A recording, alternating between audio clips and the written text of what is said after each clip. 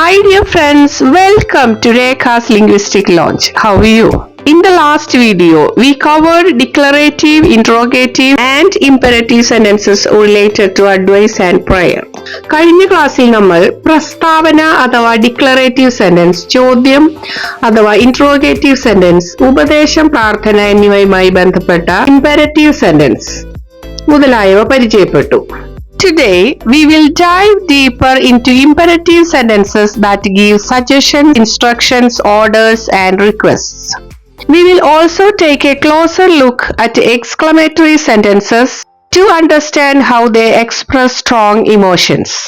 ഇന്ന് നമുക്ക് നിർദ്ദേശം, അഭ്യർത്ഥന, ആജ്ഞ മുതലായവ ഉൾപ്പെടുന്ന ഇമ്പരറ്റീവ് സെന്റൻസുകളെ കുറിച്ച് വിശദമായി പരിശോധിക്കാം. കൂടാതെ ശക്തമായ വികാരങ്ങൾ പ്രകടിപ്പിക്കുന്ന എക്സ്ക്ലമേറ്ററി സെന്റൻസുകളെ കുറിച്ചും മനസ്സിലാക്കാം. Let's get started. An imperative sentence is used to give a suggestion where one is advising someone to do something for their benefit or convenience. ഒരു വ്യക്തിയെ അവരുടെ ക്ഷേമത്തിനോ സൗകര്യത്തിനോ എന്തെങ്കിലും ചെയ്യാൻ ഉപദേശിക്കുന്ന വാചകമാണ് ഇമ്പരറ്റീവ് സെന്റൻസ് ഓഫ് സജഷൻ എന്നതുകൊണ്ട് ഉദ്ദേശിക്കുന്നത്. Let's see some examples. ഒരു സ്റ്റഡി ഗ്രൂപ്പിൽ ജോയിൻ ചെയ്യുന്നതിനെ കുറിച്ച് ആലോചിക്കൂ.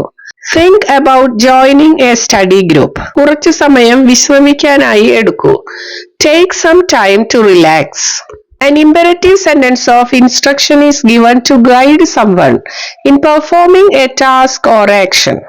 ഇമ്പരറ്റീവ് സെന്റൻസ് ഓഫ് ഇൻസ്ട്രക്ഷൻ സാധാരണയായി ഒരാളെ ഒരു ജോലി അല്ലെങ്കിൽ പ്രവൃത്തി നടത്താൻ മാർഗനിർദ്ദേശം നൽകാൻ ഉപയോഗിക്കുന്നു. എക്സാമ്പിൾ: മെഷീൻ സ്റ്റാർട്ട് ചെയ്യുന്നതിനായി റെഡ് ബട്ടൺ അമർത്തുക.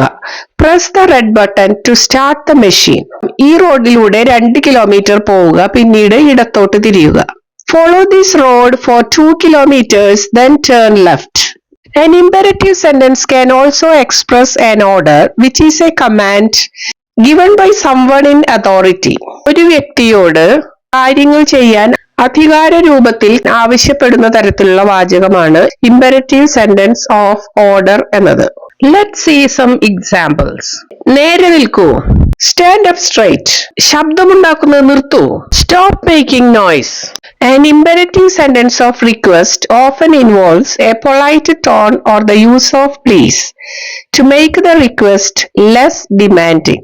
അഭ്യർത്ഥനയുടെ രീതിയിൽ മറ്റൊരാളോട് എന്തെങ്കിലും ചെയ്യാൻ ആവശ്യപ്പെടുന്ന തരം വാചകങ്ങളെ ഇമ്പരറ്റീവ് സെന്റൻസ് ഓഫ് റിക്വസ്റ്റ് എന്ന് പറയാവുന്നതാണ്. Typically, such sentences include words like please to soften the request and make it more courteous. Examples: നിങ്ങൾക്ക് എന്തെങ്കിലും സഹായം ആവശ്യമുണ്ടെങ്കിൽ ദയവായി എന്നെ അറിയിക്കൂ. Please let me know if you need any assistance. ദയവായി നിങ്ങളുടെ ശബ്ദം കുറയ്ക്കൂ. Kindly lower your voice.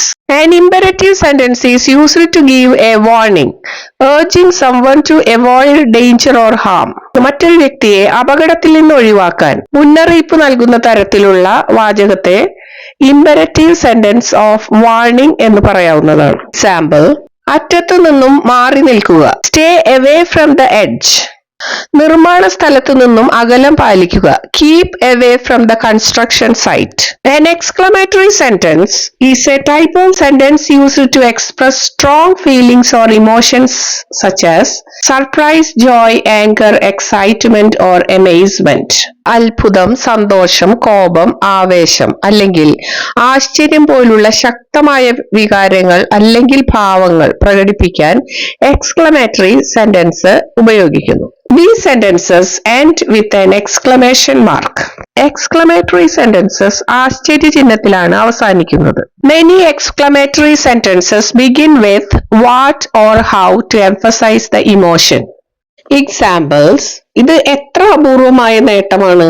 What an extraordinary achievement this is. സൂര്യാസ്തമനം എത്ര മനോഹരമാണ്.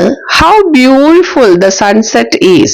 Now we have learned all 4 types of sentences: declarative, interrogative, imperative and exclamatory sentences. നാം ഇപ്പോൾ 4 വ്യത്യസ്ത തരം വാചകങ്ങളെ കുറിച്ച് പഠിച്ചു. Understanding these sentence types will help us use English more effectively in different situations. ഇത്തരം വാചകങ്ങൾ മനസ്സിലാക്കുന്നത് വഴി നമുക്ക് ഇംഗ്ലീഷ് വിവിധ സാഹചര്യങ്ങളിൽ കൂടുതൽ ഭംഗിയായി ഉപയോഗിക്കുവാൻ സാധിക്കും. That's all for today's video. Keep practicing to improve your language skills. Subscribe for more grammar tutorials, language lessons and writing tips.